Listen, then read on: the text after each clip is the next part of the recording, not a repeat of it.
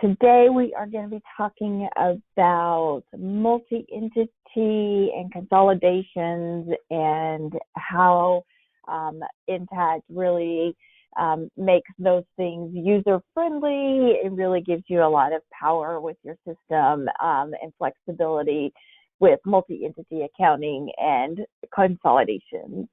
Our lines are all muted today during the broadcast, so if you have any questions, please feel free to put those in the question or chat pane on the GoToWebinar, and we'll be monitoring those and answer those as we go.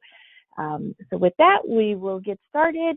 I do have just a couple of brief slides that we'll go through, and then we'll jump over into Intacct and actually show you the product. So we will get started here. So again, we're going to be talking about simplifying multi-entity management and consolidations today. So a couple of the key benefits of Sage Intacct, just from a functional perspective, it's very user-friendly. It's got dimensionality, which we talked about on our last webinar a couple weeks ago. And then today we're going to focus on the multi-entity aspect of Intacct, which allows us to share data across our entities or our companies. We can provide consolidated or entity level reporting, and then easy addition of new entities, so that flexibility. And then we'll also be talking about how with that multi-entity we have automated inter-entity transactions, IETs, and how those journal entries can be automated to do balancing between companies or entities. And as just a reminder, in Intacct, all modules support auto inter-entity balancing, so you don't have to worry about some of the modules having to manually create those balancing entries. All of the modules in Intacct support that inter-entity functionality. So a few of the benefits of multi-entity accounting in Intacct: low overhead maintenance, so you're able to easily add new entities as your business grows or changes. You don't have a lot of overhead maintenance and setup when that happens, so you can just easily and quickly go in and create new entities in your environment and add those to reports. And so you don't have a lot of time and effort when you need to make those changes. Your master data is shared across all entities. So what that allows you to do is, again, share things like your vendors and your customer list across those different entities and companies, which just goes to further making it easier when you add a new company or entity in your environment. You don't have to go in and create another full vendor list or do a lot of maintenance.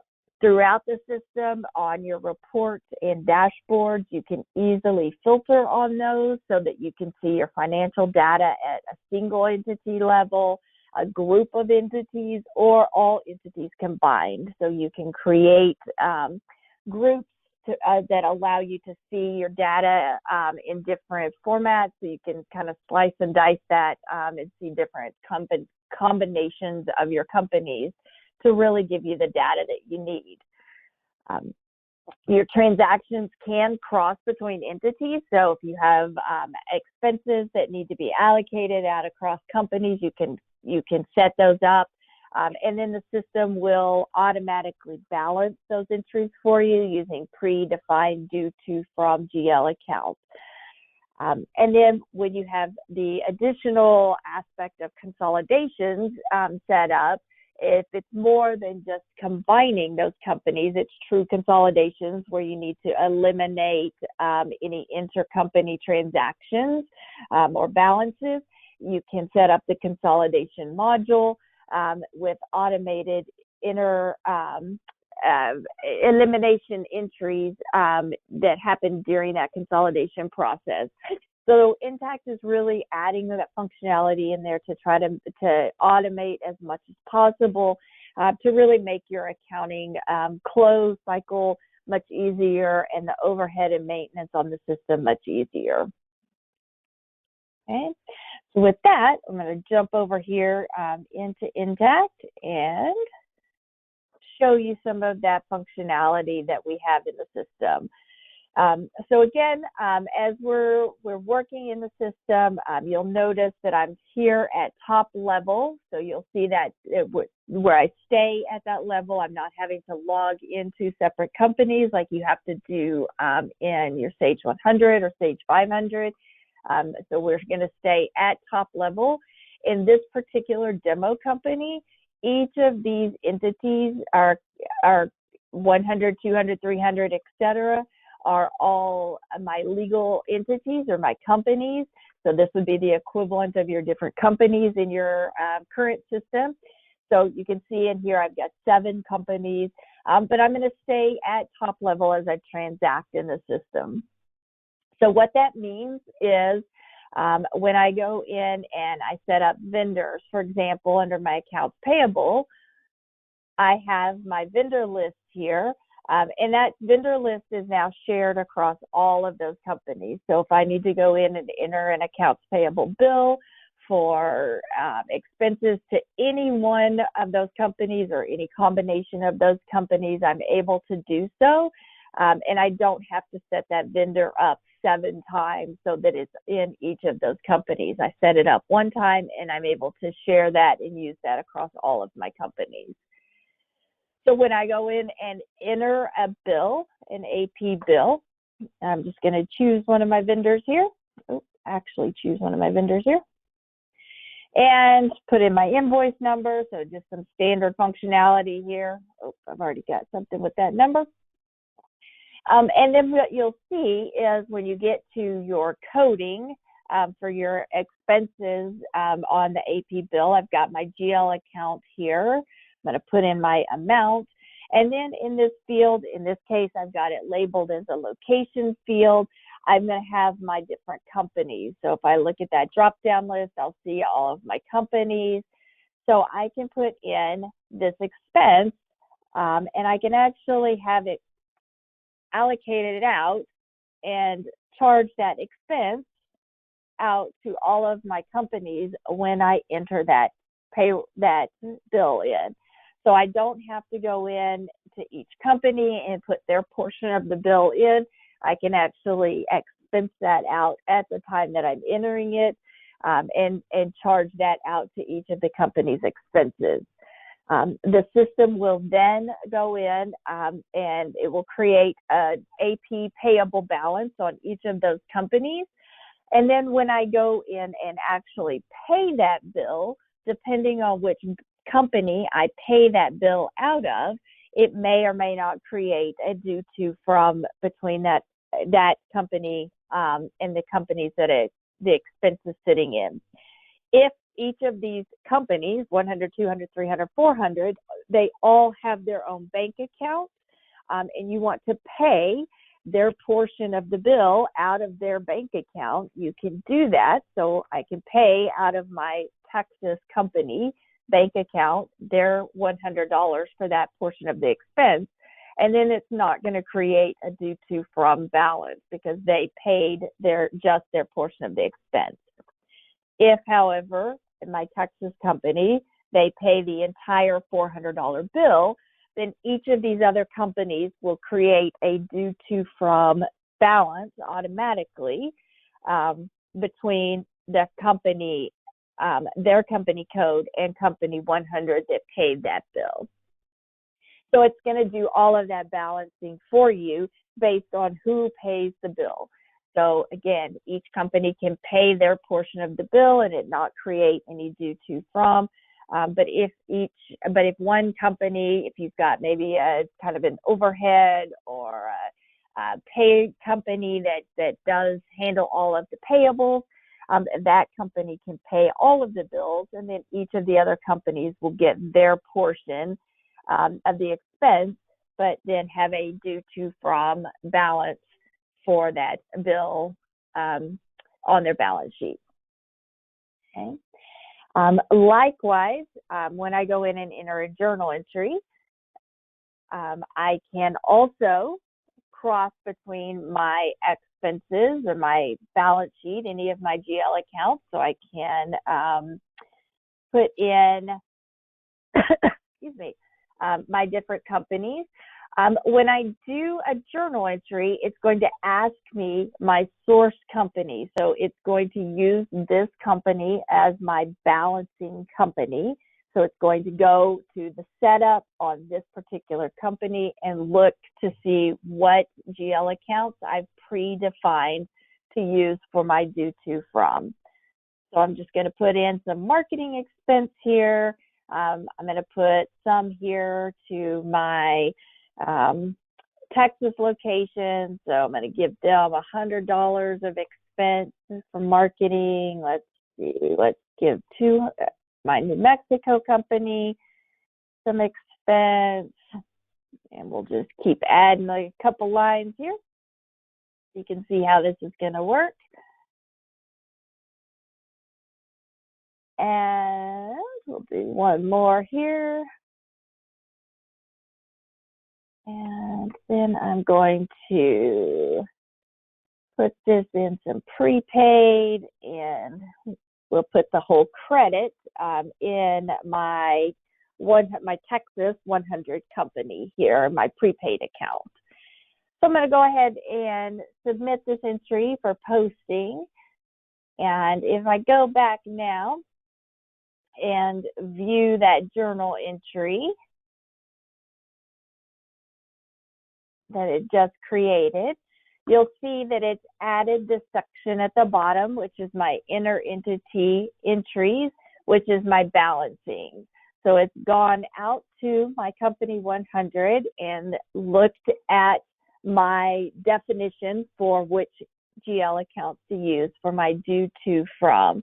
So in my company 200, I now have a credit of $100 and my original debit. So my company 200 is now fully balanced. And likewise in company 300, here's my credit. Company 400, here's my credit in my due to GL account. So now each of my companies is fully balanced, and it's doing that offset due from account in my company 100. So everything is balanced by company, and it's balancing it through that predefined due to from GL account that I've set up. So again, all of the modules support those inter-entity transactions. So whether you're in accounts payable, accounts receivable, cash management, order entry, any module that you're using in Intacct does support those inter-entity transactions. So if you cross over between companies, it will go and look at that balancing. To set that up, when you define your multiple companies, you go to your inter-entity mapping and you define what GL accounts are used. So when I have a relationship between company 100 and company 200, these are the GL accounts that I've predefined that it's going to use. So this is the table that it comes to look at to find out which GL accounts it should use when it creates those balancing entries for us. Okay. And then in your reports and dashboards throughout the system, it's got the ability to do reporting by your different entities.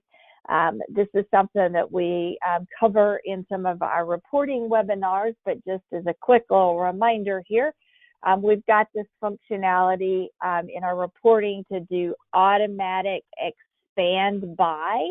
So you can see I've written one column on this report here for my actual data. That's all I've got in here, but I set it to automatically expand by my companies. So then when I go and preview that data, it's created a column for each of my companies here. So what that means is, again, when I have a new company that I need to add into the system, there's low overhead maintenance. I don't have to come in here and update this report. I just simply go in and create my new company. And then when I transact in that, it'll be available to be used in the system.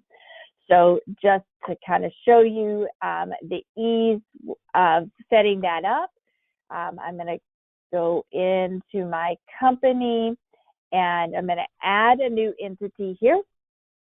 And I'm just going to add entity 800 and we'll just call it our webinar entity, put in my tax ID here.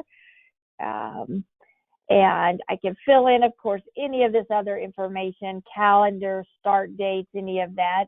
In this case, I'm just going to leave all of that blank for now, just to show you how easy it is to add that. So I've got now that company. If it needs to have intercompany relationships, I would go to my inter-entity mapping and update that. I'm going to just kind of keep this real simple here, though, and not set that up. I'm going to come in and I'm going to show you entering a journal entry here. So we're going to make this our entity 800 journal entry to show you that. And let's go put some marketing expenses out here so you can see it's available for me to use immediately. Didn't have to do anything special to get that set up. Add some big dollars in there so we can easily see that.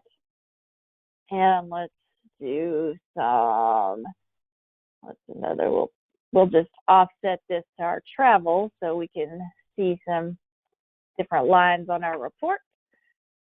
So I'm going to submit that journal entry and create that. So now if I go back to my report and my profit and loss by entity, and I'm just going to run that report here. And you can see now it's automatically added this additional column in here for my webinar company that I just created with that marketing expense. So that quickly, just in a matter of minutes, I was able to add a new company in the system that's fully available to be used in accounts payable, journal entries, created a journal entry, and then it's automatically added to my report. So again, very low overhead when you have to change or add new companies as your business grows or changes. So then the last thing I want to show you is talk about consolidations in the system. So there is a consolidation module. With any of the reports, if your reporting needs are really just a combination of reports, you don't have to have the consolidation module. This reporting at top level, and just like I showed you on this profit and loss by entity, is showing you all of those companies combined and that total for those. So you don't have to have anything additional to be able to get that combined reporting. However, if you want to, if you have a need for elimination entries to do your consolidations, that does require the consolidation module in order to be able to have that automated. So in the consolidations, you set up a consolidation book, and in that book, you're going to define which companies are part of your consolidation. So that can be any combination of your companies that you have in the system. So it doesn't have to necessarily be all of them. It can just be whatever companies are applicable and that you need to include in the consolidations. And you can have multiple books. So if you have different consolidations and roll-ups that you need to have in the system, for reporting purposes, you can include multiple books in the system. And then we do create an entity or a company here for the eliminations so that those are kind of standalone in a separate company. That allows you to be able to report with or without those. So you can still get your original data, but those elimination entries will be housed in a separate company so that when you do your consolidated reporting, it picks those up and does those eliminations for you. And then we define which GL accounts need to be eliminated. So in this particular case, we have all of our due to from GL accounts as part of that elimination. So when we run consolidations, it's going to automatically create those elimination entries for those different entities and those different GL accounts that we've defined. And then we just go in and run the consolidations for our different time periods. You can see I've actually already run consolidations all the way up through September in here for these particular entities. And then that allows us to go in and run different reports. So we have our some aging reports, a GL, a trial balance. We can set any of our financial reports that we create to run on this consolidated book.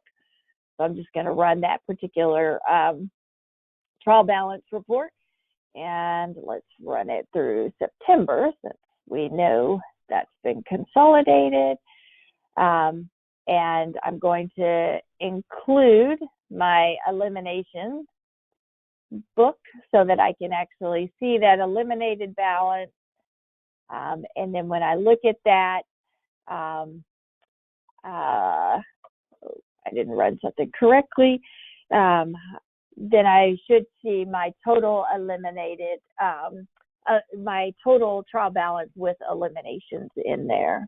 So actually, I don't think I have all of my companies set up to eliminate, so that's why I still had some due to from balances. But that consolidation module just lets you automate those elimination entries. Again, not everybody needs those. Sometimes it's just a combined look at your financials where you're just adding the two together or the multiple companies together. And in that case, you don't need that additional consolidation module. So as kind of a recap here, keeping in mind, our entities are different companies with the automated inter-entity transactions that allows us to stay in one place. I didn't have to log in and out of different companies. I can go in and transact and post any of my transactions to any of the companies.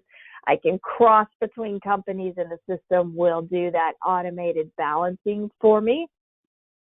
And then I can report and I can run any of my dashboards at a consolidated or entity level. So I will see in this particular dashboard right now, if I clear that, that's going to show up for all of my companies, all locations, but I can filter on that and drop down and select just my Texas company and apply that, and then it's going to update all of my reports and performance indicators, charts, graphs, everything on this dashboard for that particular company. So very easy to get your company level data. You can also, again, create groups of those companies. So if I said I wanted to see my operating entities, and I believe I've got 3 entities set up in that one, then I can just see that group of entities. So, and that one's got my entity 100, 200, and 300 in there. So very easy for you to add entities or companies as your business grows or changes. There's not, again, a lot of overhead maintenance. If you acquire a company and you need to bring that into your system, you don't have to go in and set up, all new vendors, customers, any of those things. Everything throughout the system is shared across all of your companies, which just gives you the ability to adapt and change as your business changes without a lot of maintenance and overhead. And likewise on your reports, we try to build those out using that functionality to automatically expand columns or run reports by individual locations, so that when you run those reports, you don't have to go in and do a lot of maintenance to add new companies to the report. It's going to automatically pick those up and just give you that data as well. So we really try to leverage all of the functionality that Intacct offers to make your jobs much easier and really get away from all of that maintenance that you're having to do now, where with adding a new company, you've got to go in and create that company code and that company environment in your Sage 100 or your Sage 500, which means you've got to go do all the setup options for that company. You've got to go in and set up your chart of accounts and activate all of the accounts that you want to be able to use. Your vendors, all of that has to be set up by company. And in Intacct, we step away from that and do all of that at our shared top level, so that when we need to add new companies, it's just an easy, quick add that takes just a couple of minutes to do.